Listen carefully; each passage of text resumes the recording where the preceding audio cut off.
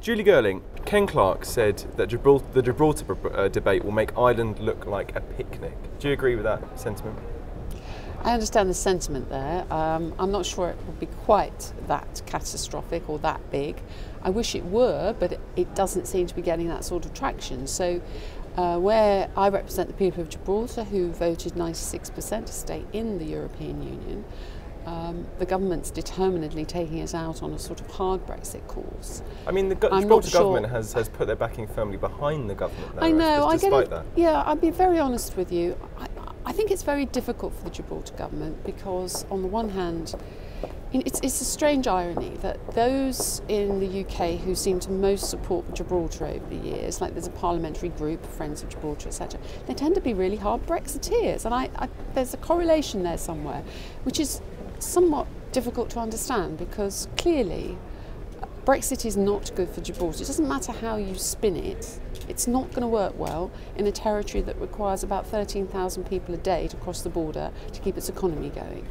Are you worried about that, the hard border? I mean, what do you see as the likely solution or in fact what's going to happen? A bilateral agreement between the UK, but trilateral, UK, Gibraltar and Spain is going to be the only answer. And the concern has been particularly in the context of Spain needing to agree with the UK and sign off on any kind of Brexit deal and the EU making that a condition of the Brexit deal, is that to some extent Spain will use that potentially as a way of lobbying for some kind of constitutional change as well. Yes, do you buy into that? Well, of course that's possible, and it's significant that either the Spanish or the EU, or presumably both together, decided to make that specific reference in the withdrawal agreement from the EU side. But actually it doesn't mean anything more than a member state has a veto on any part of that agreement, which is, as I understand it, the same for any member state. But the Spanish have been specifically making the point, kind of just rubbing the point in that, hang on, we're in control here as far as the EU is concerned. The other 26 member states are happy to go along with that, but I think up to a point, I don't know where that point is, but if the whole UK withdrawal agreement is being held up at the EU end by Spain, that's not going to run. You know, that's not going to run either. So there'll have to be a bit of... It's a bluff in a way. It's a negotiation. I mean, why do you think the EU went with Spain on that? You know, agreeing to include that line about Spain specifically having... It's part of the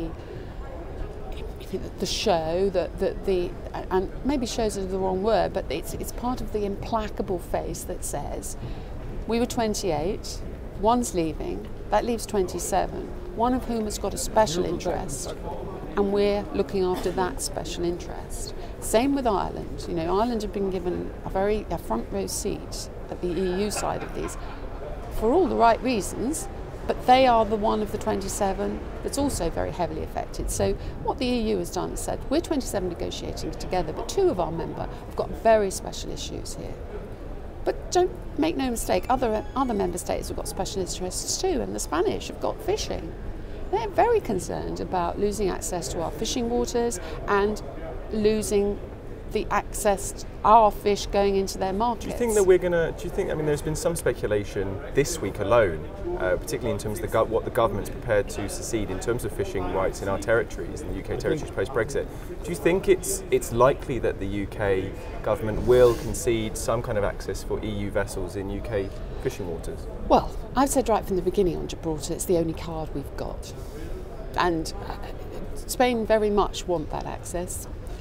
UK very much wants Gibraltar to maintain a special status in terms of the border and workers crossing. They may not be connected, but that's what negotiations of this complexity are all about, is joining up the dots between seemingly unconnected issues. So it seems perfectly reasonable to me that that's where we're going to end. You're quoted as saying that the EU institutions will defend its integrity no matter what cost. Whether that be economic or social, or whether that be good relations with the UK or not in terms of Brexit. Doesn't that make the EU quite an irrational and difficult partner in the negotiation if they're not prepared, if they're prepared at any cost in order to defend? No, I think it makes them extremely easy to deal with, and would that the UK could see that. What they're saying is, the simple principle is a member state leaving the union should not have the same benefits as one that stays in the union. Simple as that. It doesn't mean to say there's no movement. It just means that we will not end up in the same position we're in now, with this deep and special relationship that delivers everything that we currently have that we want. It's just not, it's just not logical. It doesn't make the EU irrational. They're perfectly rational. Why would you be in a club and say that we let members leave and it's just as good as being in the club, but your club is going to fall apart?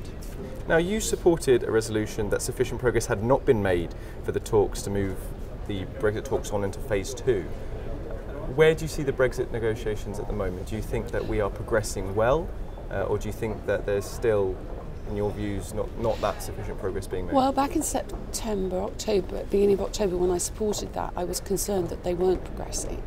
Then in December we seemed to have a leap forward, but I'm not sure that we've moved forward very much from there, because the issues which were to some extent fudged to get us over the line to move to the next stage, Ireland, just still haven't been resolved. It's still about intention, and good intention on both sides. I think both sides want to solve that problem, but there's no concrete view as to how. Now, one thing which is being talked about both now in the UK, but also has been talked about in Brussels non-stop for the past few days, is at least the appointment of Martin Selmayr and the announcement that he's going to be Secretary General to the Commission, getting a double promotion in a matter of hours. Now, for some, that's an indication of the institutional, mates get the promotions, and particularly in terms of Jean-Claude Juncker, Martin Selmayr was his Chief of Staff. What's your take on it? Do you think this is a lot of noise being made by the MEPs, certain MEPs, or do you think there's a legitimate concern here? Well, it's the concept of political patronage is one with which, as a Brit, I'm very familiar. The whole cabinet is political patronage. You're only in there because someone chooses you to be in there. You're only in the House of Lords because somebody puts you forward. So why is such a load of noise being made? I don't know, frankly. Many people don't like Martin Selmayr. There are all sorts of undercurrents about, German and German-speaking people being in charge. All of these things have been going on in the EU forever and will go on forever. It's all a balancing act, and it's just part of that dialogue, to my mind. I think the UK press has gone particularly silly on it. There was some stuff yesterday where they seemed to think that he was going to be taking over from Jean-Claude Juncker.